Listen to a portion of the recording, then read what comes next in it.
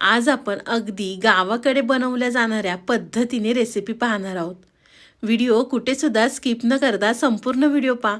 तुम्हाला ही रेसिपी पाहिल्यानंतर नक्कीच गावाकडची आठवण येईल. खूप वेळ न घालवता लगेच रेसिपीला सुरुवात करूया. हाय हॅलो नमस्ते, स्वाती सांडवर या यूट्यूब चॅनलवर तुम्हा सगळ्यांचं अगदी मनापासून स्वागत करते. तर इथे मी पावटा घेतलेला आहे. तर आपल्याला पावटा सोलून घ्यायचा आहे.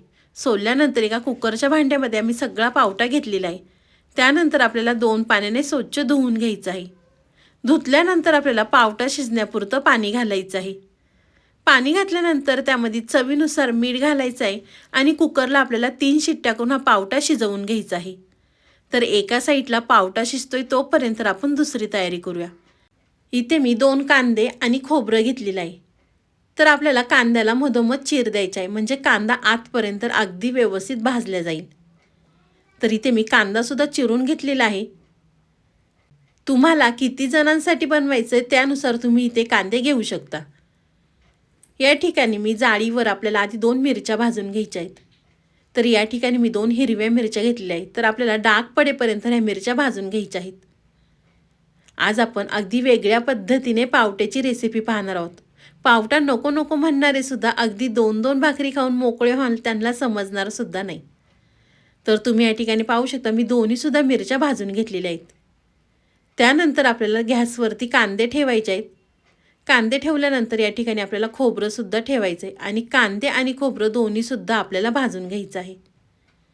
तोपर्यंत तुम्ही माझा व्हिडिओ इथपर्यंत पाहिलाच आहे आणि तुम्हाला जर व्हिडिओ थोडा तरी आवडला असेल ना, तर प्लीज आपल्या चॅनलला एक सबस्क्राईब नक्कीच करा. तर तुम्ही या ठिकाणी पाहू शकता मी खोबरं भाजून घेतलेलं आहे. खोबरं भाजायला खूप जास्त वेळ लागत नाही. खोबरं लगेच भाजलं जातं, त्यामुळे इथे मी चिमट्यामध्ये धरूनच खोबरं भाजून घेतलेलं आहे. त्यानंतर कांदे मी अलटी-पलटी करून कांदे दोन्ही साईडने सुद्धा छान असे भाजून घेते. तर तुम्ही या ठिकाणी पाहू शकता मी दोन्हीसुद्धा कांदे भाजून घेतलेले आहेत. तर एका ताटलीमध्ये कांदे काढून घेते आणि त्यानंतर आपल्याला कांदे आणि खोबरे चिरून घ्यायचं आहे आणि थंड करून घ्यायचं आहे. तर या ठिकाणी कांदा, खोबरं, मिरच्या थंड झालेल्या आहे. तर इथे मी मिक्सरचं भांडे घेतलेलं आहे. मिक्सरच्या भांड्यामध्ये आपल्याला 10 ते 12 लसूण पाकळ्या, 2 इंच आलं घालायचं आहे आणि भाजीला रंग छान येण्यासाठी या ठिकाणी आपल्याला कोथिंबीर घालायची आहे. खूप जास्तसुद्धा या ठिकाणी आपल्याला कोथिंबीर वापरायची नाही आहे. कोथिंबीर घातल्यानंतर त्यामध्ये आपल्याला कांदा, खोबरं, मिरच्या ज्या भाजून घेतल्यात ना, त्या आपल्याला घालायचं आहे आणि थोडंसं पाणी घालून आपल्याला मिक्सरमधनं याचं बारीक वाटण तयार करून घ्यायचं आहे. तुमच्याकडे जर पुदिना असेल ना, तर अगदी 3 ते 4 पानं पुदिन्याची घातली ना, तरी या ठिकाणी चालणार आहे. तर तुम्ही या ठिकाणी पाहू शकता मी वाटण अगदी बारीक वाटून घेतलेलं आहे.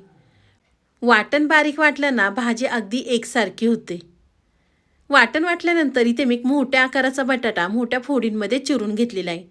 चिरल्यानंतर 2 पाण्याने स्वच्छ धुवून घेतलेला आहे. बटाटा चिरल्यानंतर इथे मी कढई गरम करून घेतलेली आहे. कढईमध्ये आपल्याला गरजेनुसार तेल घालायचं आहे. तेल गरम झालं की त्यामध्ये आपल्याला फोडणीमध्ये कढीपत्ता घालायचा आहे. कढीपत्ता तेलावर तडतडला की आपण जे वाटण तयार करून घेतलं होतं ते आपल्याला तेलावरती घालायचं आहे. आपण पावटा आणि बटाटा याची एकत्र भाजी बनवणार आहेत. तुम्ही पावट्यामध्ये वांगं किंवा तुम्हाला जर नॉनव्हेज आवडत असेल ना, बोंबील, सुकट, तुम्ही याचासुद्धा यामध्ये वापर करू शकता. पावट्याची भाजी बनवताना त्यामध्ये काहीतरी जोडीला दुसरी भाजी घातली ना, की पावटा खायला खरंच अगदी छान लागतो. तर तुम्ही या ठिकाणी पाहू शकता मी तेलावरती वाटण घातलेलं आहे. तेल सुटेपर्यंत आपल्याला हे वाटण परतवून घ्यायचं आहे. वाटण परतल्यानंतर त्यामध्ये आपल्याला काही बेसिक मसाले घालायचे आहेत. इथे मी 1 चमचा कांदा लसूण मसाला, अर्धा चमचा मिरची पावडर, अर्धा चमचा आपल्याला या ठिकाणी काश्मीरी मिरची पावडर, अर्धा चमचा आपल्याला मटण मसाला घालायचा आहे, अर्धा चमचा गोडा मसाला घालायचा आहे, पाव चमचा या ठिकाणी आपल्याला हळद घालायची आहे छोटा. मसालेसुद्धा वाटणावरती छान आपल्याला परतवून घ्यायचे आहेत. तुम्ही कांदा मसाल्याच्या ऐवजी तुमच्या घरातला साठवणीतला मसाला असेल ना, तो वापरला तरी या ठिकाणी चालणार आहे. तर वाटणावरती मसाले आपल्याला तेल सुटेपर्यंत परतवून घ्यायचे आहेत. वाटण परतल्यानंतर आपण जो बटाटा चिरून घेतला होता तो आपल्याला वाटणावरती घालायचा आहे. गावाकडे चुलीमध्ये कांदा खोबरं भाजतात, त्यामुळे त्या भाज्यांना खरंच खूप छान अशी चव येते. पण आपण सिटीमध्ये राहतो, त्यामुळे आपण काय गॅसवरच कांदा वगैरे भाजून घेतो. पण थोडीफार का होईनी गावाकडची चव येतेच. तर एकदा तुम्ही माझ्या पद्धतीने ही पावट्याची भाजी नक्कीच करून पहा. वाटणावरती बटाटा घातल्यानंतर इथे मी परत एकदा मिक्स करून घेते. वाटणामध्ये सगळा बटाटा मिक्स केल्यानंतर आपल्याला त्यावरती झाकण ठेवायचं आहे. तर इथे मी 3 ते 4 मिनिटासाठी झाकण ठेवते, म्हणजे बटाटा हा लगेच शिजला जाईल. तोपर्यंत तुम्ही माझा व्हिडिओ इथपर्यंत पाहिलाच आहे आणि व्हिडिओला अजूनसुद्धा लाईक केलं नसेल ना तर प्लीज एक लाईक नक्कीच करा. साईडचं बेल आयकॉनसुद्धा प्रेस करा, म्हणजे तुम्हाला माझे नवीन नवीन व्हिडिओ पाहायला मिळतील. 3 ते 4 मिनिटं झाले, आपण झाकण काढून पाहूया. छान अशी बटाट्याला वाफ बसलेली आहे.